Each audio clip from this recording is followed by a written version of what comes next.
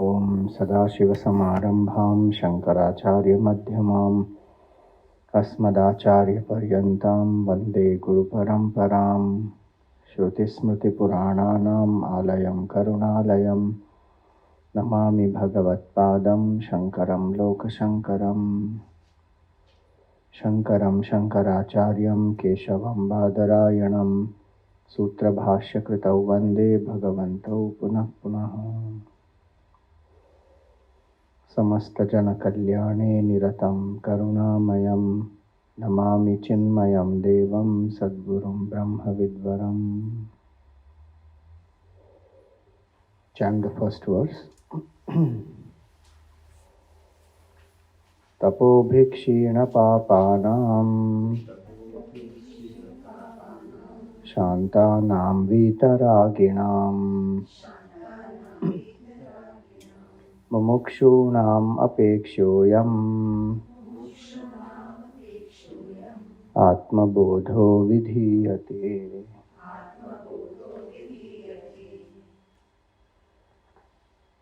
So, we were on the 8th verse. 8 we did, na? 8 we did, na? Budbudaniva Varini, we did bubbles. That's what. So 8 we completed. We have to start 9th, na? So 8, one more aspect is remaining. I will do that.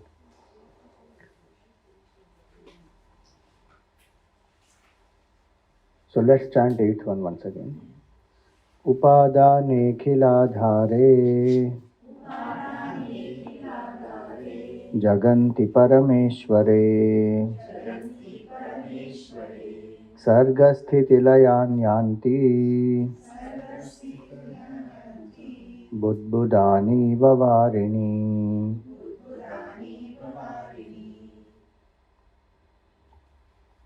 So the analogy is of the bubbles that rise in the ocean. In the same way, just like the many bubbles rise in the ocean, stay and then go back into the ocean. In that way, the different worlds, they rise in the self, they stay and they merge back. Now we saw the temporary nature of the bubbles, the temporary nature of the world.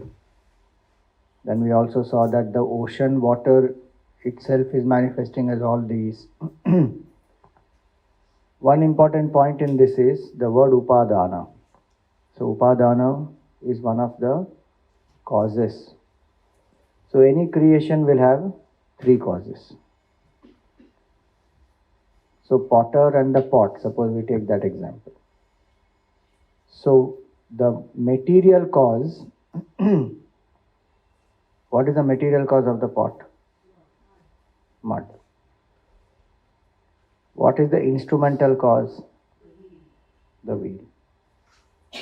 And what is the efficient cause? The intelligent cause is the potter. When these 3 causes come together, then the pot is created. In the world, what can be the 3 causes?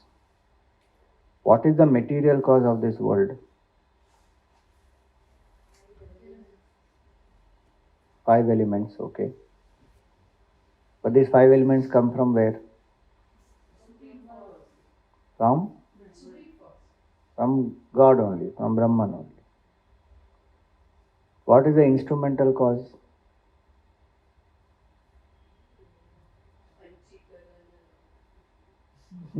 That's a process. That will come ahead, Panchikarana. Maya is the instrumental cause. That Maya also is where? It's power of Brahman only. And who is the intelligent cause? Is Brahman only. So all the 3 causes, material cause, instrumental cause, efficient cause, all the 3 causes are one. Whenever 3 causes are one, that creation is an illusion. Simplest example is dream. Dream. The waker's mind is the material cause. Waker's mind is the instrumental cause. Waker's mind is the efficient cause. The creation of the waker's mind is the dream. But is that creation real? It's an illusion. Whenever these three will come together, if the causes are different from each other, then that creation is real. If the causes are same, that creation has to be an illusion. But it appears very real to us because we see ourselves as just this equipment. If we lift ourselves to the level of the totality, we will see creation also as illusion. Like the dream character, while one is in the dream, for that dream character in the dream world looks very real. But the moment that dream character wakes up, what does a person realize? This whole thing was a myth, it was an illusion only. So that's what this is. Upadane khiladhare. The Akhila Adhara. Bhagwan is described, or God is described in Vedanta as Abhinna Nimitta Upadana Karan, the undifferentiated cause of the whole universe. One cause. And whoever understands this very clearly, that there is if there is one material, efficient and instrumental cause, if that is one and the same, then that creation will be a illusion only. And so this shloka is also to point out that all the worlds that rise, stay and fall, the names and forms in the world, they are temporary, they are illusion. But the reality is real. That is the truth.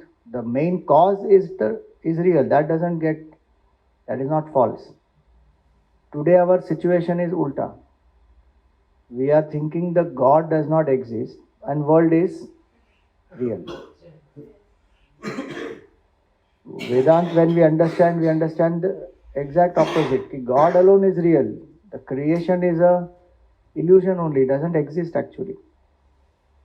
This principle we can apply, just like the creations, they rise, they stay, they fall in the supreme truth. In me, the pure consciousness, so many thoughts, they rise, they stay and they fall. So thoughts are an illusion, I am the real. And we get persecuted by our own thoughts. The thoughts, who is the creator of the thoughts? Me only. The material cause of the thoughts is me. My own mind is creating. Instrumental cause is also me. Efficient cause is also me. And who is getting persecuted by it? Me only. Because I give reality to it. Otherwise, what is the reality to it? If I understand it as an illusion, it comes, it stays, it goes. The reality is that it doesn't change. What doesn't change? I am, that doesn't change. Aham, it doesn't change. Witnesshood doesn't change. But thoughts come, thoughts go. Thoughts of happiness come, thoughts of anger come, thoughts of greed will come, sadness will come. They will just come and go. How we see the bubbles rising in the ocean, they stay, they go back. Same way I can see thoughts.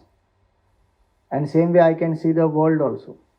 But how the world rises, stays, falls in the Supreme.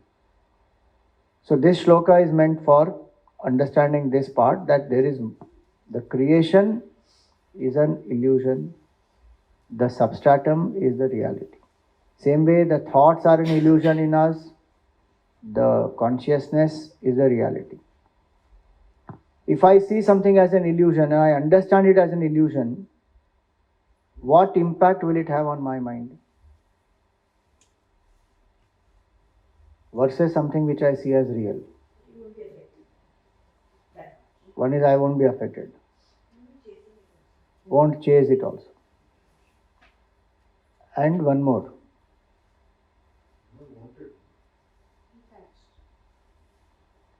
That's what. So don't chase it, don't want it, same thing. But one more thing will happen.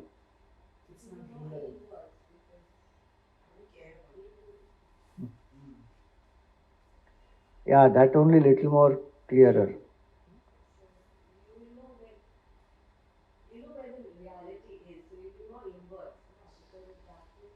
So if something is appearing as an illusion, one is I will not get affected, so I don't chase it. But second is, then I want to know what is real, because illusion doesn't exist independent. It is always something else which is appearing as the illusion, no? I want to know the truth. Seek the truth. If there is mirage I am seeing, now if I know mirage is unreal, it's just an illusion, now I won't chase water. But I want to see the sand, no, which is appearing as the water. The substratum I want to see. So the more I think that the thoughts are unreal, what is the support of this illusion, the unreal thoughts, is the consciousness. I would want to know who am I then.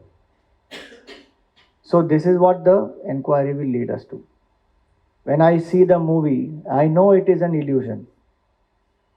Then I enjoy it. Do I get persecuted by it? If I think it is real, then I get persecuted. Ajay Devgan, he dies in Tanaji movie. People who see that movie and they are so identified with his character, then he dies. Then they will be like, oh God, died, sad, crying. Because they think it is real. Those who know that it's an illusion but an inspiring story, they will come back inspired, oh what a nice story, finished. So it is in their perception. How much reality we give to something, that much more it will persecute us. This principle is psychologically also applicable. Vedantic principle, though it is a fact, that how much reality we give to the world, that much it will affect us. But psychologically also it is true. How much reality we give to our own limitations, that much we will be bound. How much reality we give to our fears, that much we will feel more and more scared. If I have the ability to see for itself what it is and know that it's just an illusion, it just comes. Because I gave reality, it comes, it sustains. If I don't give it reality, it will just die down. All fears, insecurities, sorrows, they all are projections of the mind. They rise, they stay, they fall. But if we keep feeding, again after they fall, again they will rise. If we don't feed, they will not rise again. So how much reality we give, that much it becomes more difficult for us to handle it. So this is the 8th verse. Now the next one. Different analogy comes now. Satchidatmanyanusyute Nitye Vishnau Prakalpitaha Vyaktayo Vividha Sarvaha Hatake Katakadivat. It says Satchidatmani Anusyute. In that pure consciousness which is Satchitanand, Anusyuta. Anusyuta means that which is all pervasive. Nitya Vishnu Prakalpitaha, which is eternal, which is all pervasive. In that, this is imagined. Prakalpitaha. Vyaktayo Vividha Sarvaha. All these manifold manifestations, so many creations are all projections in the absolute, which is all pervasive. Like what? Hatake Katakadivat. Like the ornaments in the gold. Now, ornaments in the gold, what is real and what is projected?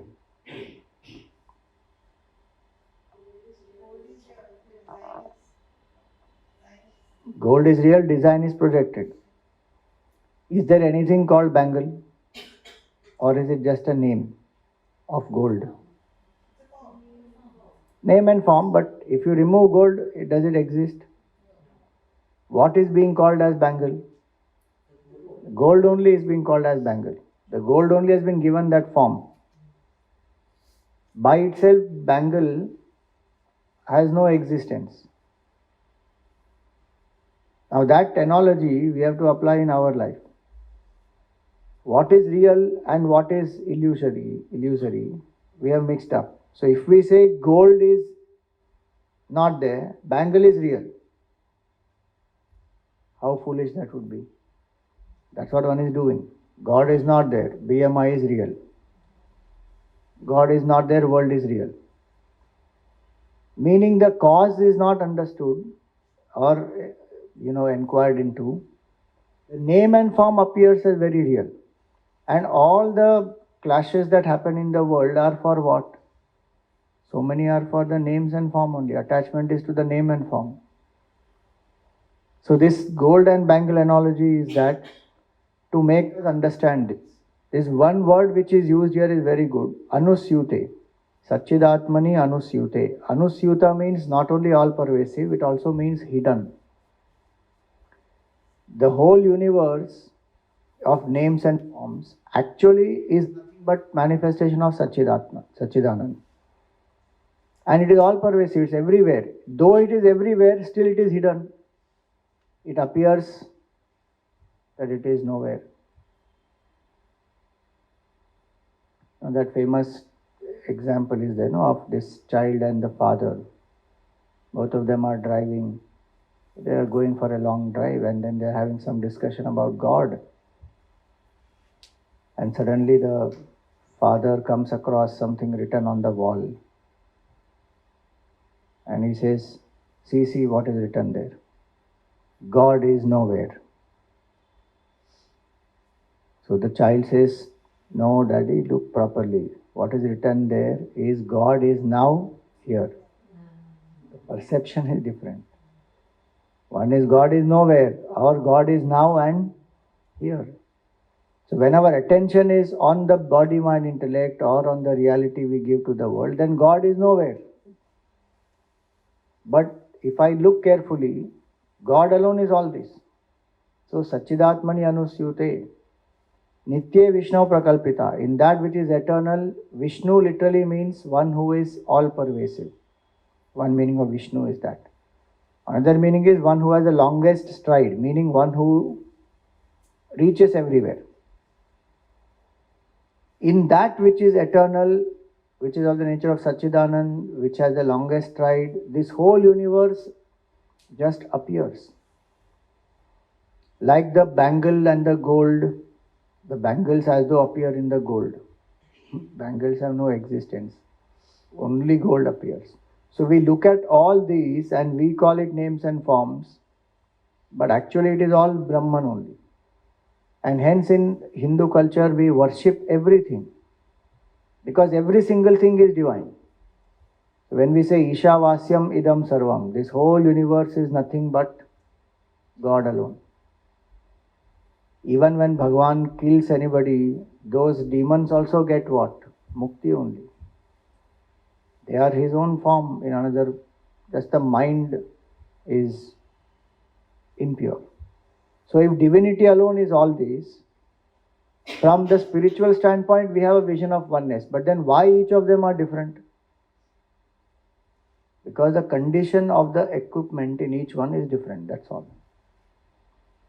Like electricity is the same, but in bulb it will give light, in the heater it will give heat, in the music system it will give sound. Electricity is same, passing through all, but the condition of the equipment is different.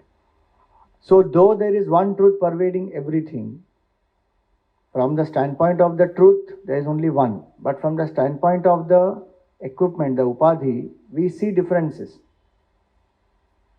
So we have to relate appropriately. There is no doubt in that. At that level we relate, but deeply we should know that in essence all of us are divine. There is no high and low, superior and inferior. Because in the world when we go through names and forms, then all types of discrimination we will create. Human being is very good in dividing. So caste, creed, gender, religion, nationality, anything, color of the skin, so many. One goes on dividing and discriminating. But all those differences from the spiritual standpoint, they are not real at all. So a person who keeps this vision in the mind stops having attachments and aversions. We have attachments and aversions because we don't see oneness. So we create divisions. These are my people, or these are the things I like, these are the things I don't like. One creates. Like that example of gold and the bangle. If my focus is on the gold, whether you give me gold in the form of a bangle or you give it to me in the form of a necklace or an anklet or a ring, if I know gold is precious and I want gold, what will I do? I will take in any form.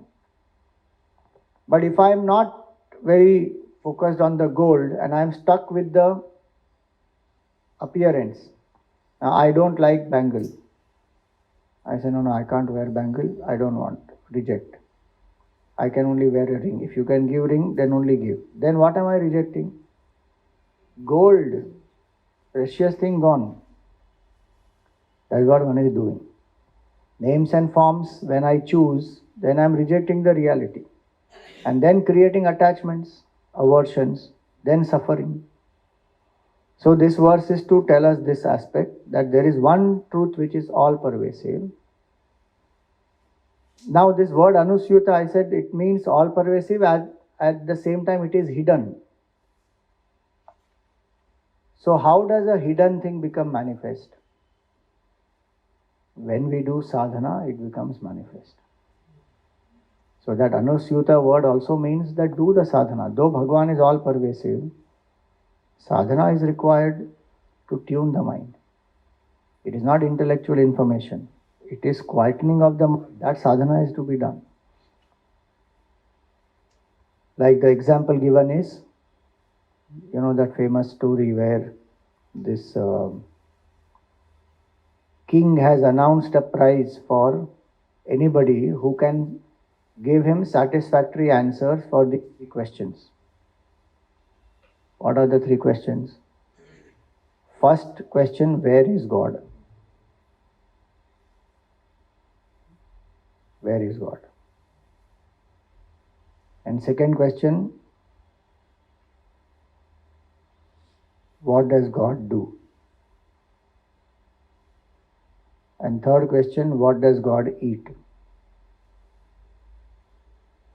So different people try, give some different answers, but king is not satisfied. Then one scholar's servant,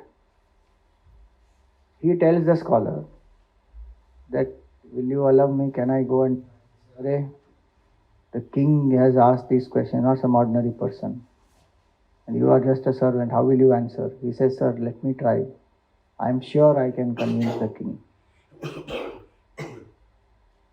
So he says, you go at your risk. King, if he doesn't like your answer, he may chop off your head. He said, no problem, don't worry. So he goes and he tells the king that for your first question, you bring me a cup of milk. So the king orders, one cup of milk comes. He said, this is the answer for your first question. Where is God? So the king says, what are you saying? Where is God? Milk? What? He says, do you know, can you show me in this, where is butter? He said, this is only milk, there is no butter. But he says, is it not true that butter is made from this? He says, yes. How is the butter made from? So he says, you have to make it into curd, and then the process you do, and through that the churning, etc., then that butter will come. He says, yes, the butter will come through the whole process, but is it there right now in this or not? If it is not in this, how it can come? Are you adding anything to the butter? No. You may put a little bit of curd, but this is what is going to transform into butter. So how the butter pervades this whole milk, in that way God pervades the whole creation. And if you want to realize it, the churning process is sadhana.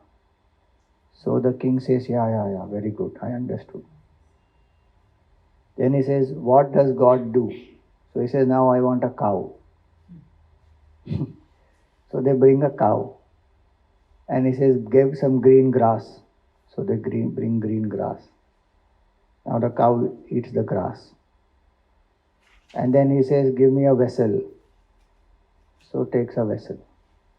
And he milks the cow. And he says, this is what God does. He said, again milk. Now what does God eat mean? What does God drink milk?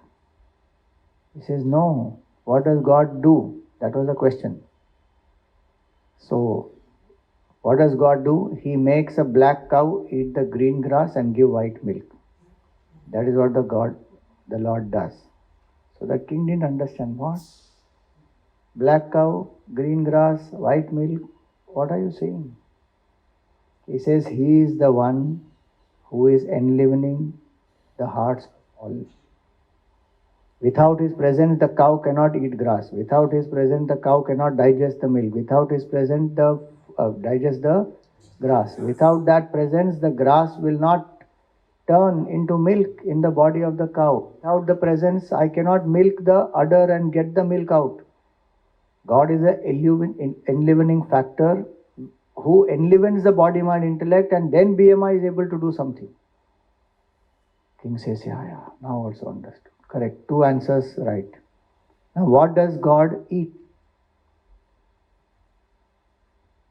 So the servant says, you are a very arrogant king. You don't deserve to sit there. If you want to know the answer, you have to come down. That king gets very angry. He said, how dare you call me arrogant king? He said, if you want to know the answer, you have to come down. 2 answers I gave correct. So you have to, if you want the 3rd answer, then you have to come down. Now the king comes down. And as soon as the king comes down, what does he do? He goes and sits on that throne. He says, this is what God does. He says, what? He says, he can make a beggar into a king. He can make a king into a beggar. It is all his will. Whatever happens in this world is actually by his will. You and I are nobody. We are puppets. He is a puppeteer. It is his will alone that everything happens. So what does God do? Meaning, God alone does everything. We do nothing. That's the answer. That king understood. He said, you are right. So all the 3 answers he got correct. So he asks, who are you? He says, I am a servant of such and such scholar. And he says, imagine if a servant of a scholar can give us such answers, what should be that scholar? So the name of that scholar also becomes famous. And that scholar is stunned. So the scholar says, hey, how did you know all this? He says, no, I used to listen to you and then I used to reflect. So through my thinking only I understood. I have not read so many books, but I used to listen sometimes to what you are saying and I used to reflect. And through reflection he got it. So sadhana is what one has to do. So though the creation appears as an illusion, though the names and forms are an illusion, it can only be at the intellectual level till I do the sadhana. Only when I do sadhana I can actually experience it when the mind goes in the state of samadhi. If the mind experiences quietude and samadhi, then literally names and forms disappear. And when one comes out of that state, one sees the whole universe as appearance of the same truth. This Sachidatmani Anusyute, Nitya Vishnu Prakalpitaha. So Vyaktayo Vividha Sarvaha Hatake Katakadivat. So that is this verse about the gold and the bangle. Just imagine how much time it takes and what sadhana it takes only to shift the perception. See, in gold and bangle example, to shift the perception from the bangle to the gold doesn't take much time. Because both are, so gold is visible. It's tangible, visible. Bangle is a notion in our head. So to shift from the notion to what is visible is easy. Here it is reverse. The names and forms are visible and God is a notion in our head. So here we have to do the reverse. I have to negate the name and form what is seen, and then see that actually it's an appearance of that supreme truth. That's why it is little subtle. But when a person starts doing sadhana every single day, sit quietly for a few moments to withdraw the attention from the world outside, move it away from there to the body, from the body to the breath, from the breath to the mind, and then transcend the mind to intellect, transcend the intellect to ego, transcend the ego also. What will remain in that state? That is Satchidatma. That is Satchidanand alone. So that sadhana of withdrawal is what one has to do. And then the truth will reveal. In that, when one experiences that there is only one truth and that alone is appearing as all this, then names, forms, etc. get falsified. So that is what one actually does in meditation. So now that was the 9th verse. Now the next one.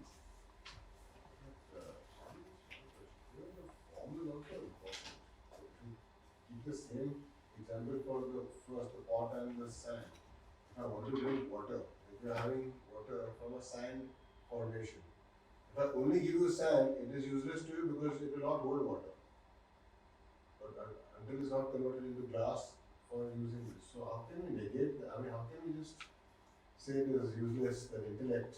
I never said it is useless. It is an illusion from the standpoint of the reality. But it has value, no? It adds value. At this level, it has a value, it has a functional value, but we have forgotten the reality because of its functional value. It is like saying that bangle has a value, but gold is unreal. Gold does not exist, bangle does not exist without gold. Today I am saying that only, Yeah, no? because gold has value. But here, if I say sand is quite valueless, but when converted to glass, it has value. But is it more valuable than the infinite truth which is making this appear as what it is? Question right now here is that the forgetfulness of the essence and attachment to the name and form has happened. So name and form has a value at a relative level, no problem. That at relative reality it has a value. And so one will live according to that. But if this only is considered as real because I am seeing it and I don't know that there is something else which is appearing as this, that confusion is what this verse is addressing. Because the utility value of anything cannot dismiss what is truly real, which is what today we are doing. Because we are so stuck with names and forms, we have rejected the reality only. That there is a reality, that its nature is infinite, that it is all pervasive, that it is indestructible, and that alone is appearing as this, that is not known at all. So this we consider has an independent existence of itself. Same thing we are doing with the body also. Body, mind, intellect. I am an independent entity existing by myself. There is no truth, there is no reality, there is no God. That what we have done is because we think this is so real. By saying this is an illusion, our attention is drawn to that. When the attention is drawn to that, then I understand that this is an appearance of that. I will use this appropriately. So I'm not going to destroy this or, condemn this. But without knowing the reality and thinking this alone is real, then that will all cause attachment, sorrow, which is what will happen. If I don't get to see to understand this reality as it is, and I think it's only a glass, I have only utility value for it. The reality of it, not known at all. And this we apply for all objects.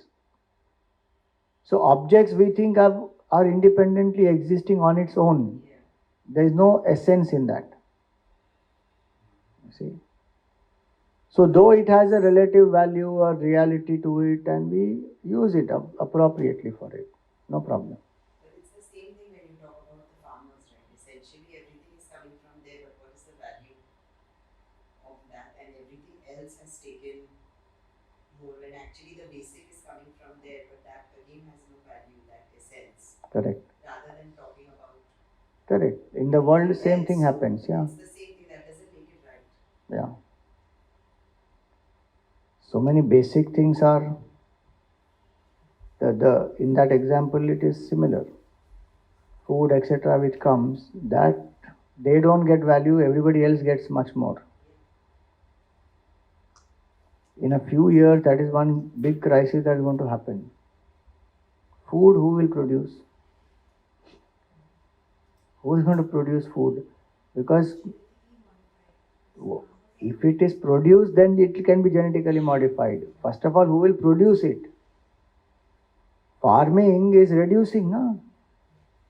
How many farmers' children are all migrating? They are selling off their lands. They are coming into cities. People don't want to do farming. Where they are encouraging you to do that either. In schools, everywhere they encourage you, you should work in a bank, you should do this, you should do that. Nobody wants to go back to that because I don't want to live in this much money. What kind of lifestyle, what kind of life? So everyone comes in, and this is what's going to happen. Correct. All handicrafts, pottery, this, that, everything, fine, it will come to that only. So that's a simpler application of this, that the fundamental essence is forgotten. Satchidananda is a fundamental essence. Each of us, our nature is love, our nature is happiness, that is forgotten. Now we are stuck with names, forms, attributes, all those. See, the problem is only that. The issue is because we have given so much reality to that, the basic human values today also have gone down or not. Because a certain way of living, certain way of presenting, certain way of appearing, certain way of, what they call success, is what is mattering the most. Now get there anyhow, by hook or crook, get there. If that is going to happen, then the fundamental values, humanity, concern for each other, sensitivity, all that will go down. Then one will say human rights are decreasing, now fight for human rights. Exploitation is happening. Because the fundamental facts are ignored. It is a question of only perception. What I give reality to and what I feel I need for my self-worth. What from Vedanta standpoint, what we say is self-esteem, self-worth, all these, if I am going to derive from something else, which is a name and form, then it is a sure cause of sorrow and misery. Vedanta is saying you don't need self-esteem, self-worth from anything else because you are the self, because of which everything else is happening. Now that one doesn't know. I am a human because of whom so many things are happening in the world. So take care of the human first. A human being is ignored, technology becomes advanced. So what we say? We have smartphones with dull minds. So the mind is becoming dull and dull, phone is becoming smart.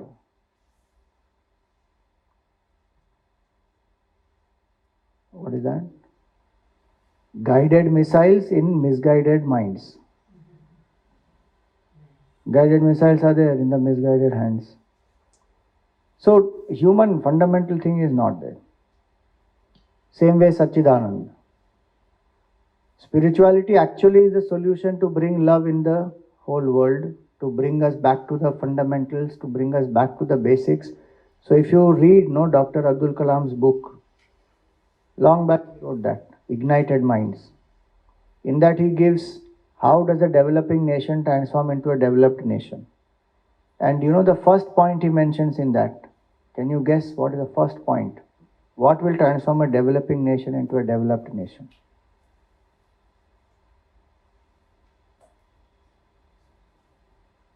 He is a scientist and he wrote that. Integrate spirituality into education. First point. Second point, he says that have pride of the country. Pride for the country. Because if I don't have pride for the country, why will I work to make it developed? I will work only for I, me and mine. Third, he says that don't look at yourself an isolated person. You are a grand link of a great past. You are a link of the great past and a grand future. You are the missing link, this connecting link which will connect the great past to a grand future. So look at yourself as the link in the chain. Don't look at yourself as isolated individuals. That, especially for our country, he said, we have had a great past. One can derive pride from that past, work with so much of dedication in the present for a grand future. Beautiful things he wrote. So, very fundamental things. And he told Vision 2020 and he went. When he told Vision 2020 in 2003, he said Vision 2020, by 2020 India will become a developed country if we work like this. No political party took up that Vision 2020. Each one had their own agenda, and we are right now in 2020. By now we could have become. He wrote another book also, India 2020, giving clear guidelines of how to make a country developed in all the fields. Major fields, he has written that. In agriculture, what to do, transport, what to do, infrastructure, what to do, education, what to do is written. At least a broad plan is there. So now, fundamentals. So here it is, the fundamental is Sat, Chit, Anand. Now you see so many great masters who have lived. All these people have lived with this vision of oneness. That there is only one truth pervading everything. So they don't discriminate. They don't discriminate between not only human beings, they don't discriminate between any living being, and they don't discriminate between the living and the inert also. Because there is only one truth pervading everything. That is the fundamental essence. Now comes that tongue twister verse.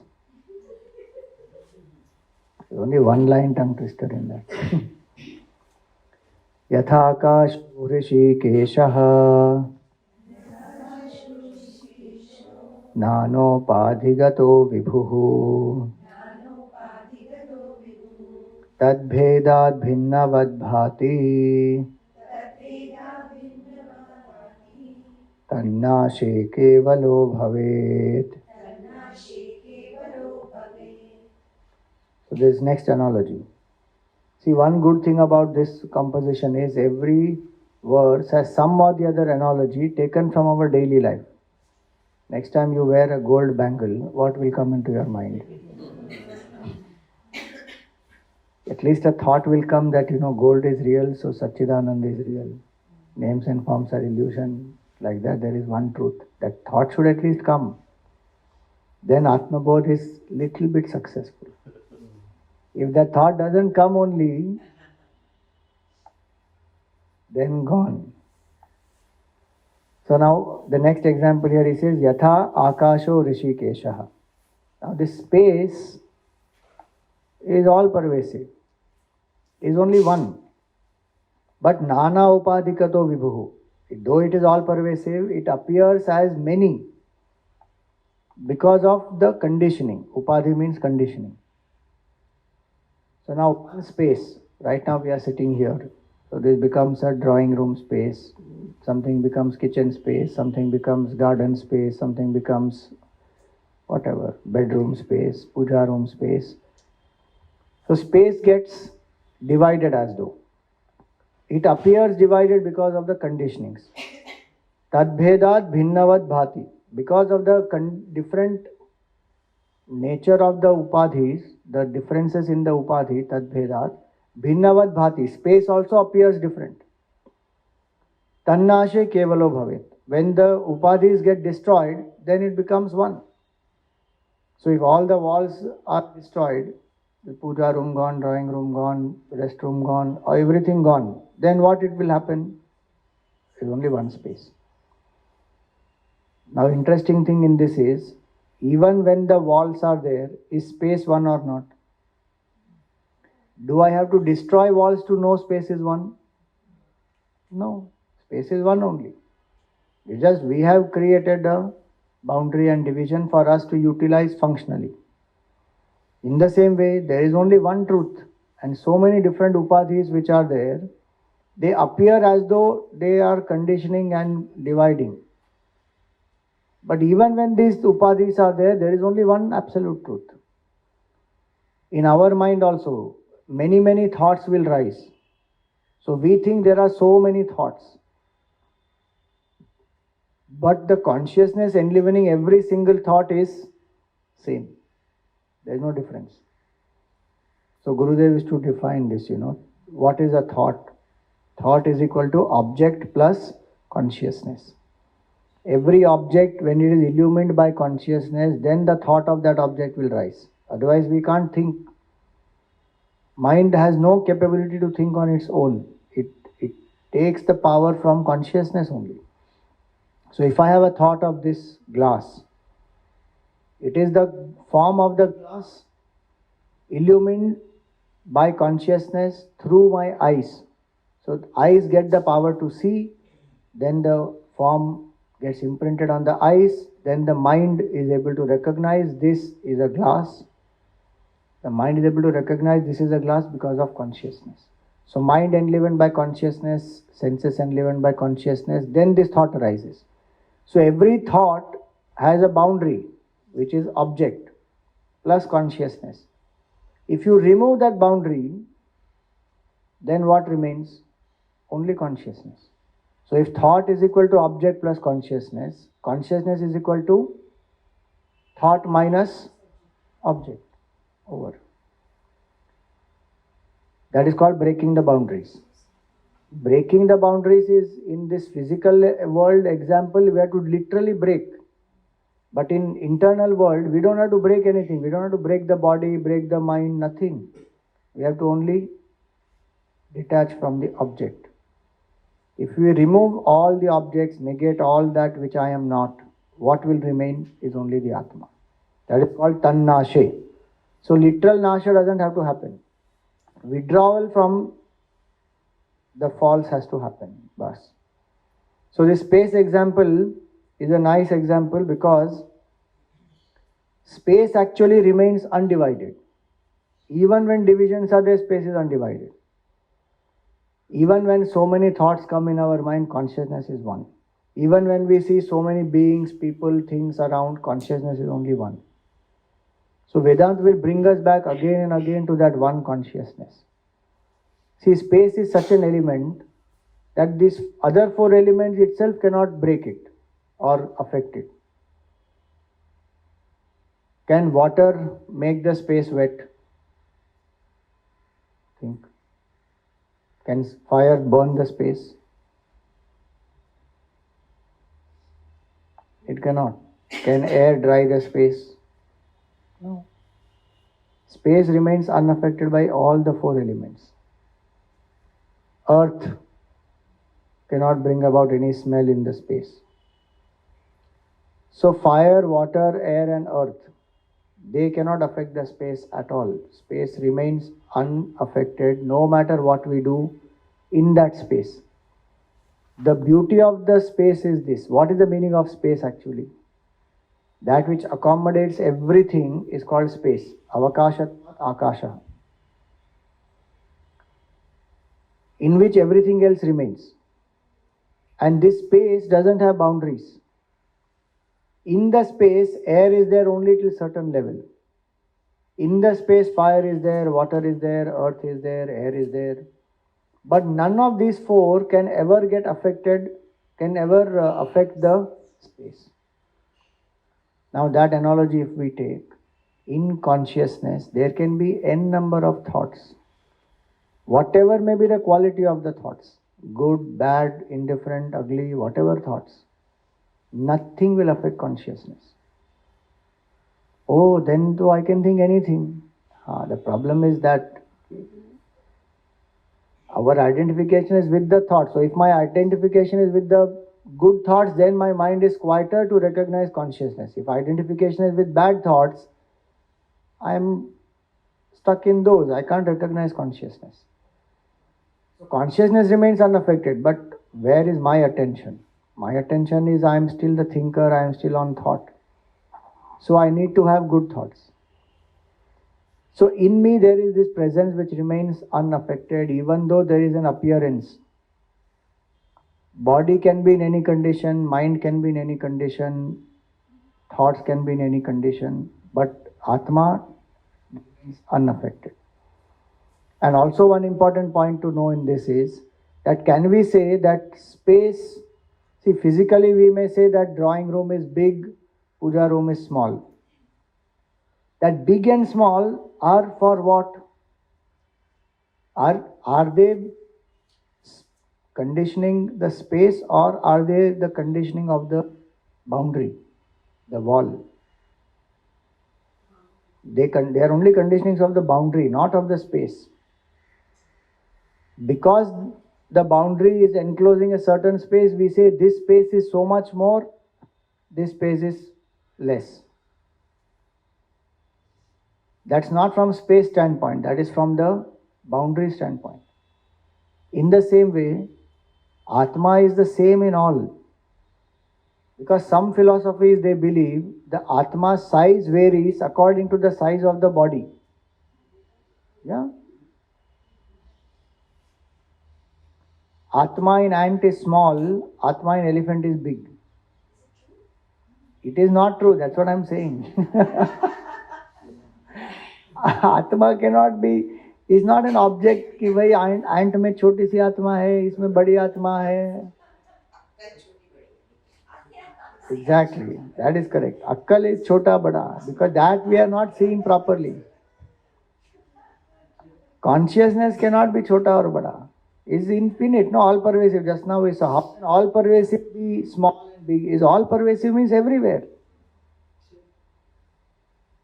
Mind and the prana is different in each one, and that's how effort is required more to move an elephant, and effort is required less to move a ant.